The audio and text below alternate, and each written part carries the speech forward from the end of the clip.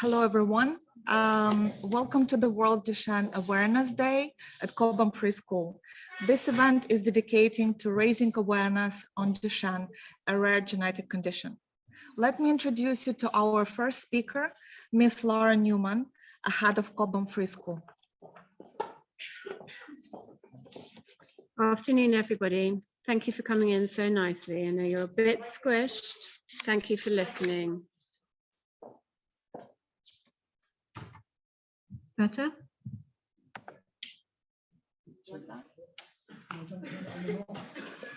I turned it on.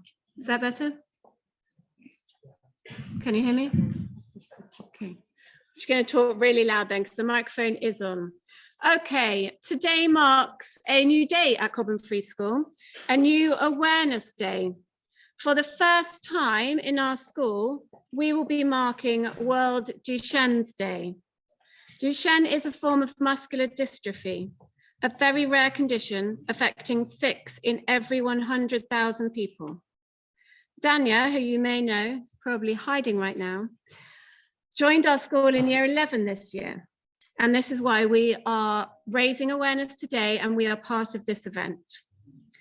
Dania is also part of the Ukrainian community who've joined Kobem Free School.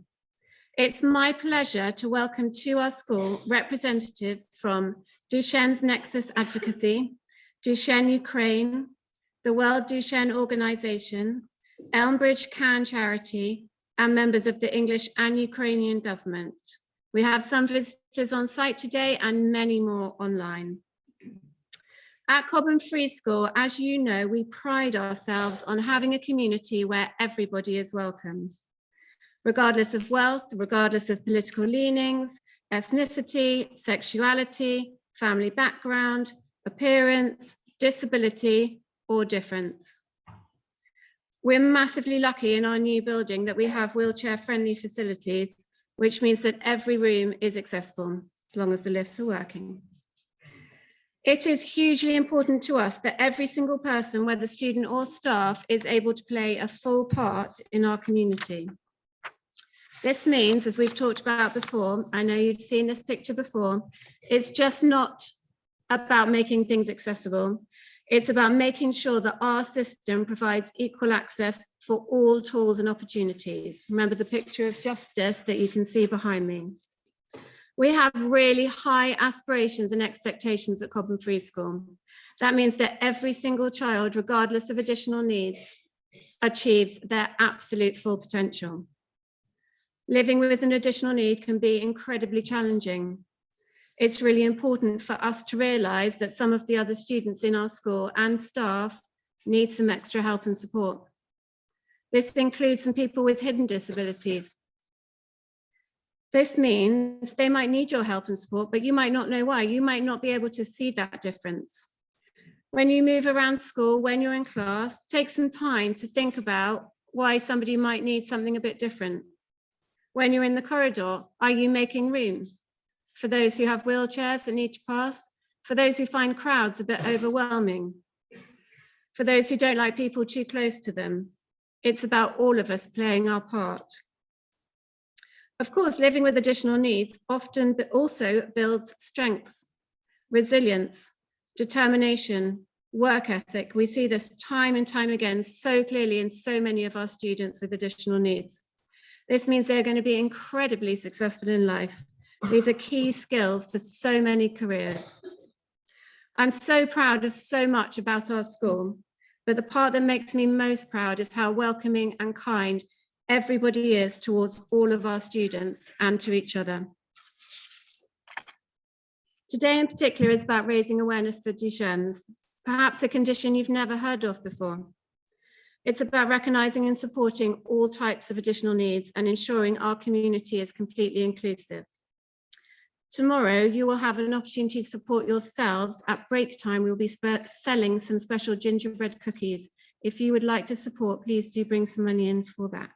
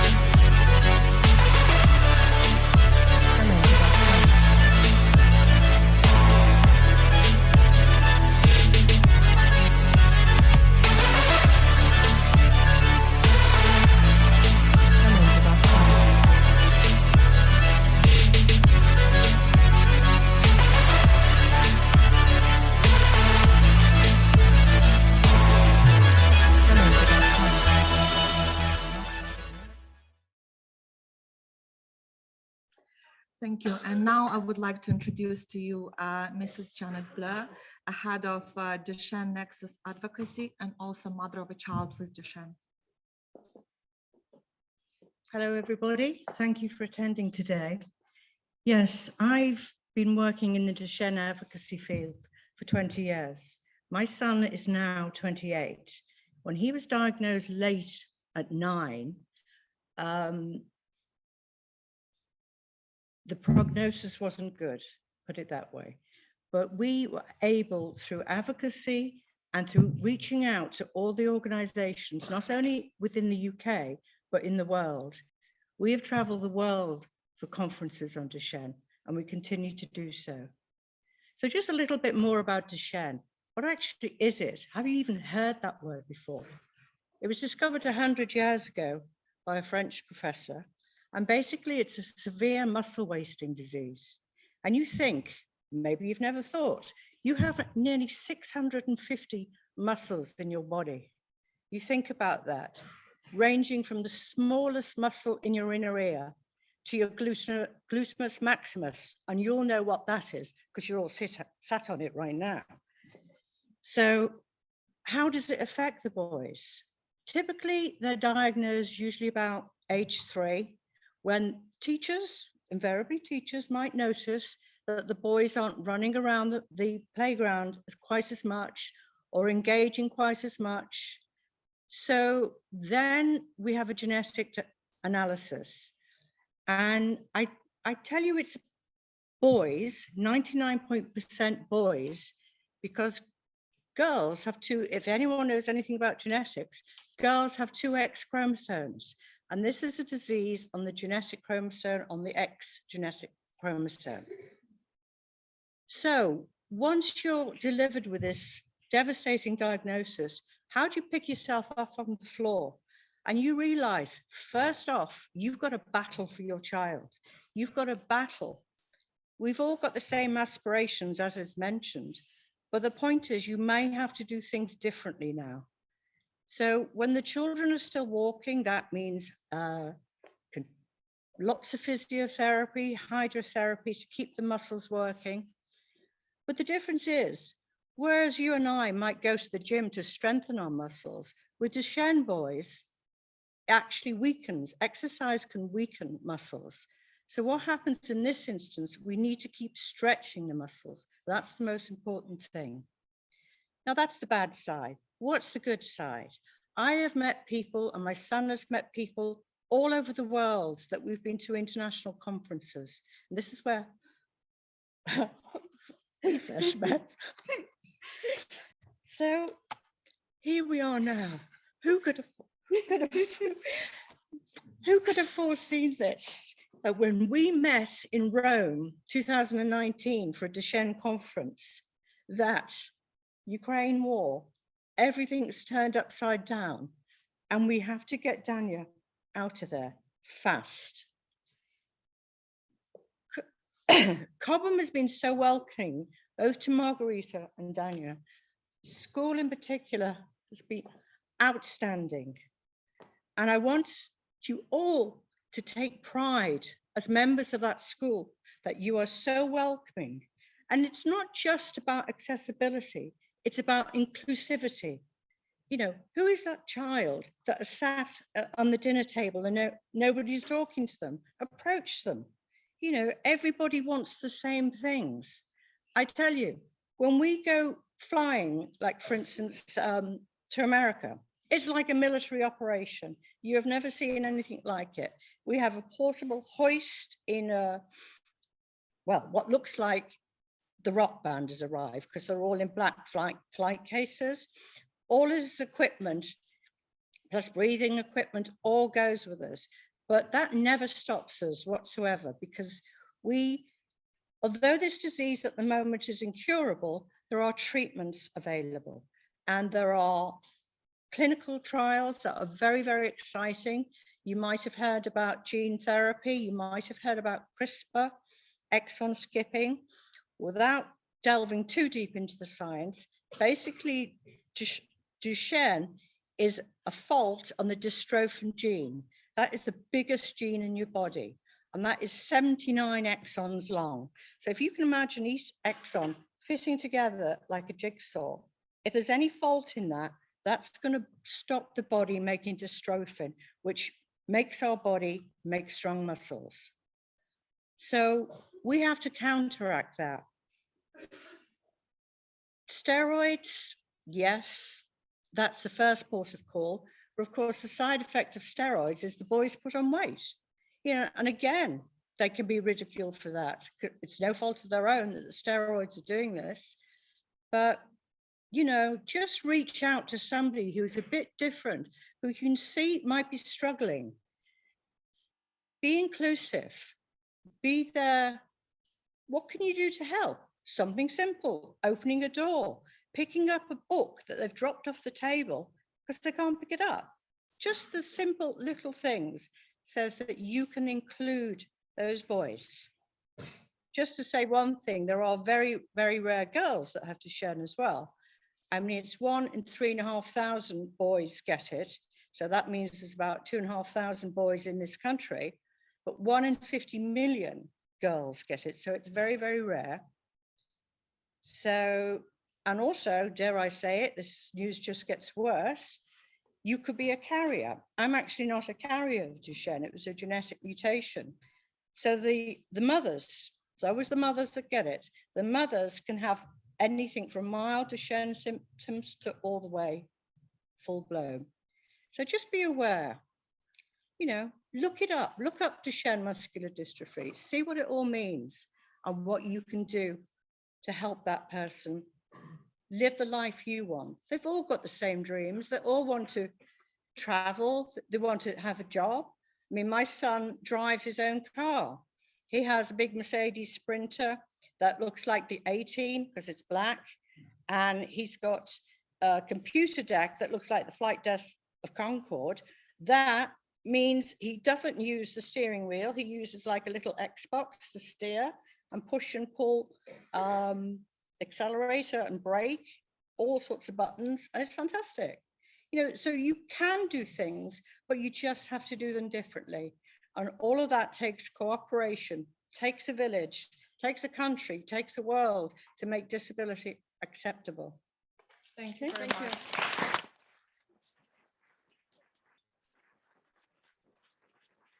Very much, Janet, for this very emotional speech. And I would like to introduce our next guest speaker. It's Margarita Yashchenko. She is a member of NGO Duchenne, which is the charity organization supporting kids with Duchenne condition from Ukraine.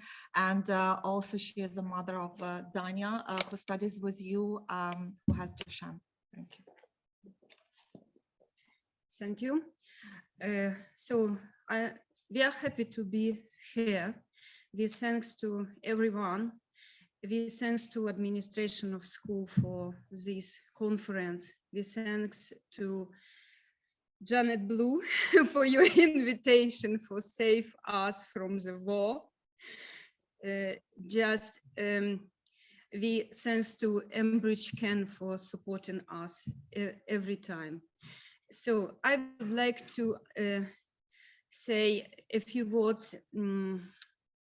My son, I hope he will found the friends at school. We are happy to communicate here. And I would like to invite and introduce my daughter, Iryna. She is the head of non-government organization, Duchenne, Ukraine.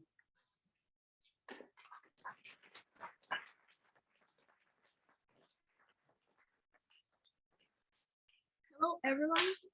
Thank you for the opportunity to speak today and tell you about the history of our family, the activities of our organization, Duchenne Ukraine, and the problematic issues of Ukrainian children suffering from Duchenne muscular dystrophy, especially in such a difficult time when Ukraine is at a war from the aggression of the Russian Federation. I want to give special thanks to the head of senior Kobem Free Skul, Mrs. Lauren Newman, for immediately agreeing in host this event at this school. I would like to thank Dominic Raab, MP for Esher and Walton, Deputy Prime Minister of Great Britain, Lord Chancellor and Secretary of State for Justice, who also agreed to take part in the conference and supports Ukrainian community in Elmbridge. We are infinitely grateful to head of Duchenne Nexus Advocacy, mother of a child with Duchenne, Janet Blue, who has become a part of our lives and constantly helps children with Duchenne in Ukraine. We are grateful to Janet Tweedy, director of Elmbridge CAN Charity, and her team for the continuous care and support of our family. I also want to take this opportunity to thank mothers from the UK who also have children with Duchenne and help us collect humanitarian aid for Ukrainian children. I have a brother with Duchenne who is 15 and a half years old and is currently in grade 11 at Kobem Free Skul.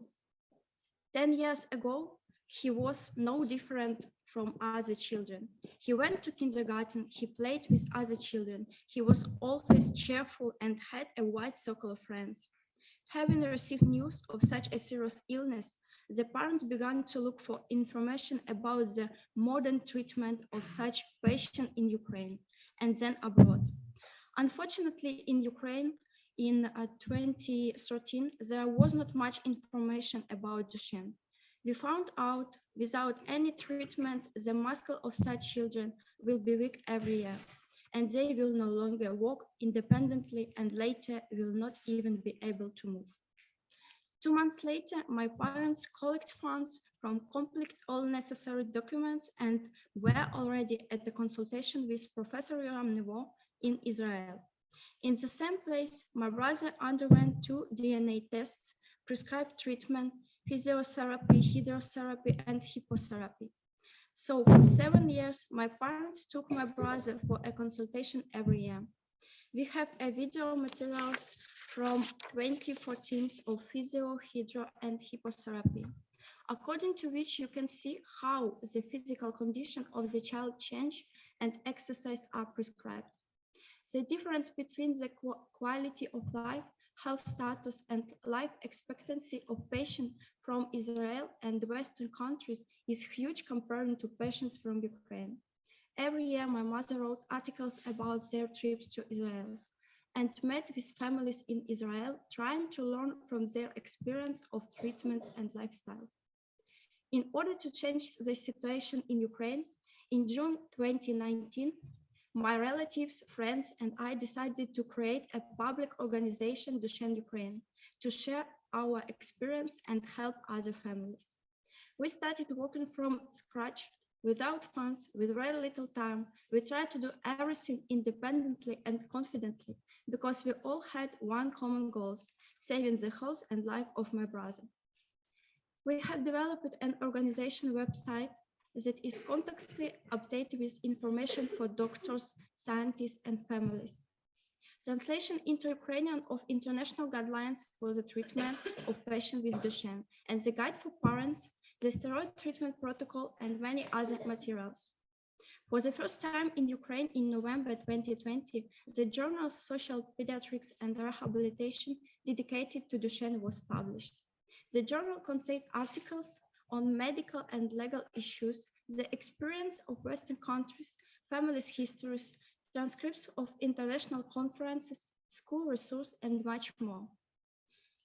A YouTube channel has been created, which one of the main sources of information about the modern treatment of patients with Duchenne, with lectures by famous Ukrainian and foreign doctors, videos of important physical therapy experience, exercise, and more.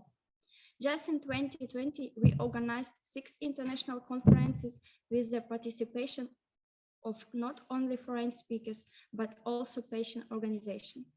We cooperate with the World Duchenne Organization, the International Organization of Neuromuscular Disease Treatment MD, with the powerful organization Parent Project Muscular Dystrophy. Work has been established with organizations from the Czech Republic, Israel, Turkey, China, the Netherlands, Belgium, Australia, USA, Germany, and France. We cooperate with all famous neurologists of Ukraine. These are professors, candidates of medical sciences, scientists, and regional neurologists from almost all regions. We periodically email updates on current Duchenne treatment to 350 physicians. We have developed a government program to provide Duchenne patients with breathing equipment and more. We were supposed to organize a PAN conference in Kyiv on February 26 in 2022. 22 children in wheelchairs should have come to Kyiv with their parents to take part in our conference. We had plans for these children to get to know each other and communicate with each other. Ukrainian doctors and government officials were also supposed to meet with these families. We prepared gifts for all the children. We ordered lunch and dinner, but the conference never took place because of war. As you know, on 24th of February, Russia has attacked Ukraine with the purpose to invade it. After February 24, the work of our organization was transformed at collection humanitarian aid and financial assistance to families with Duchenne. We brought humanitarian aid from Germany, France, and Great Britain. The World Duchenne Organization has also transferred financial support for Ukrainian children. We keep contacting hospitals, charitable organizations, and societies in the UK to collect food, warm clothes, equipment, and wheelchairs for Ukrainian families with children with Duchenne. There are about 500 children with Duchenne in Ukraine. Many of them are now in Western countries, but most of them stayed at home because not everyone can leave the country of either financial or physical reasons. It's very difficult. In conclusion, I would like to say that when each of you come home, please tell your parents, relatives, and friends that there is a muscle disease that in most cases only affects boys, manifesting itself sometimes at 4 or 6 years old. The muscle of these boys are constantly weakening, but this can be stopped. A lot of clinical research is being done in the world to treat this patient, and the time will come when this disease disappears. But these guys want to be happy today, and we can make them happy today. Thank you.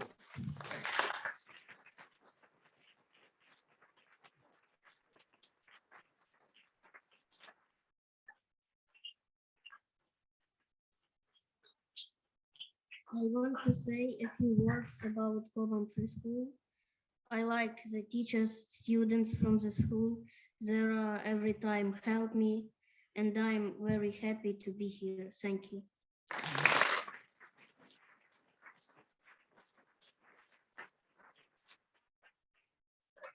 Thank you. And last but not least, I would like to introduce Mr. Steve Wells. He's the chair of Elmbridge CAN Charity.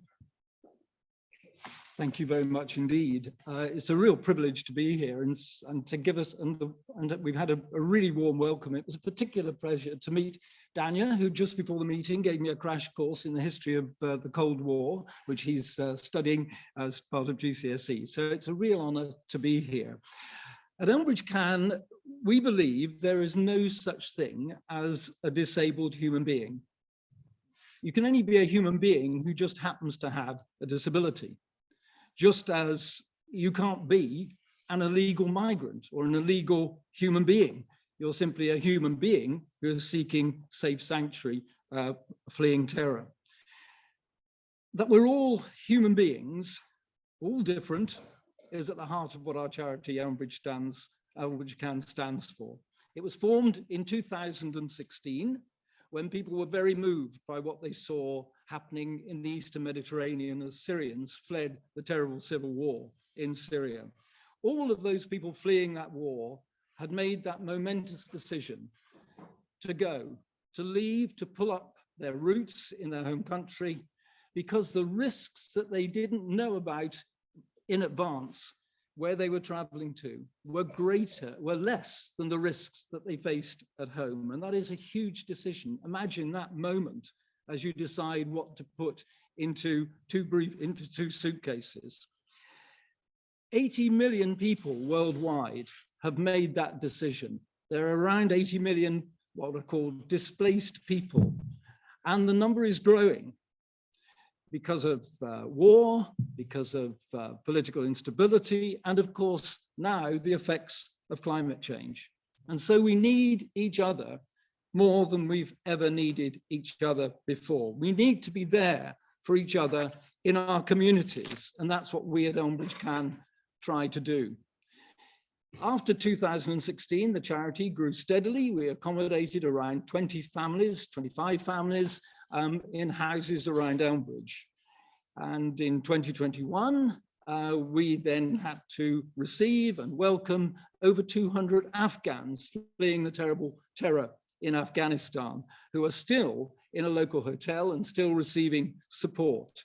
And then, of course, in March this year, we started to see the arrival of many Ukrainians fleeing the terrible terror in Putin's war. And we had to up our game. We had to grow quickly to cope with anything that was thrown at us, to welcome people fleeing trauma, to welcome people whose relationships at home, families were divided, roots had been pulled up, to help them put down new roots in this community in Elmbridge through welcoming them, giving them a sense of there's someone now that they can trust and rely on, to give them a sense of security, and to allow that security to flourish into a sense of independence. We are trying to help people find themselves again, to find out, to rediscover who they are in a different environment. I remember an early Syrian refugee, a man who enjoyed growing food with his dad. We always try and discover what people do, what are their skills, what is part of them. And so we arranged for him and his family to have an allotment in Elmbridge. And we had a work party of volunteers that cleared that allotment, and then it was over to him. And he's produced the most amazing allotment, growing all sorts of foods, so all sorts of things that I didn't know about that he's introduced me to. And one day on the allotment, we were chatting, and he just suddenly looked at me and said, when I'm here, I'm more like myself. And he had found that sense of peace and security. He also went on to say, when I come here, I can feel a sense of peace. If I've got bad thoughts in my head, and he and his family had been through terrible trauma, I can feel the bad thoughts going down through my body, through my feet and into the ground, and they come up again as plants. I also asked him what he liked most about being in the UK, and quick as a flash, he said, zebra crossings, because there aren't any in Syria, and it gave him a sense of safety and security. So what we have learned is that whatever different backgrounds people come from, what creeds, what races, what gender, we share a common humanity. And at our charity, we try to provide the means where people can express their humanity, whether it's learning English, which is vital, digital skills, which are also vital, sewing, cooking, cycling, playing cricket, which of course has been a really big hit with the Afghans that we're supporting, because we share that common humanity. We have also a responsibility for all who follow us to be able to live flourishing lives. And it's been wonderful to witness the way in which people in Elmbridge have opened their hearts to so many people from different races, different organizations, different countries. And especially young people have been welcoming and have bonded with those people who are from completely different backgrounds. And it's been wonderful to see the budding up, just as Max and Danya have budded up so well. It's been wonderful to see. And this has produced huge benefits for all as people look for the best in others. And in doing that, they discover the best in themselves. I personally reflect on the last 6 years of my increasingly aged life and really feel that the last 6 years of my life since the formation of Elmbridge Can have been the richest in many ways. I've learned so much. I've gained so much more faith in humanity as people have come together. A Syrian lady who we helped when she first arrived with her family and is now volunteering to support Afghans in the local hotel, said this week, "We are all one human family in a very troubled world." That's something we should celebrate. So I'm asking you all to give a great big clap for humanity.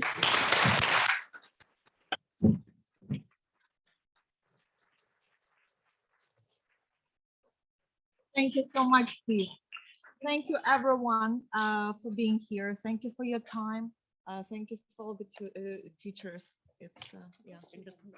Sorry. 2 words. Oh yeah, just 2 words. Just a moment.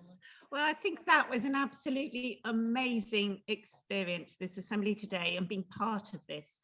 I am sure everybody sitting here has learned so much about the condition and how we can support people in our community, everybody in the community.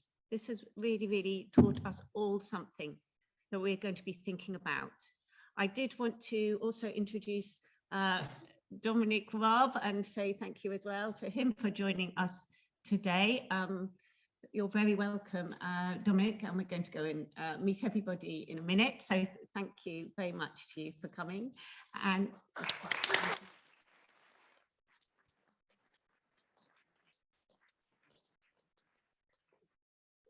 I'm sure everybody in this room is going to really want to give a huge round of applause to everybody who has spoken, and to our wonderful pupils too who have joined our school, Max and Danya, and you're so welcome in our community. So can we give all our speakers a huge round of applause?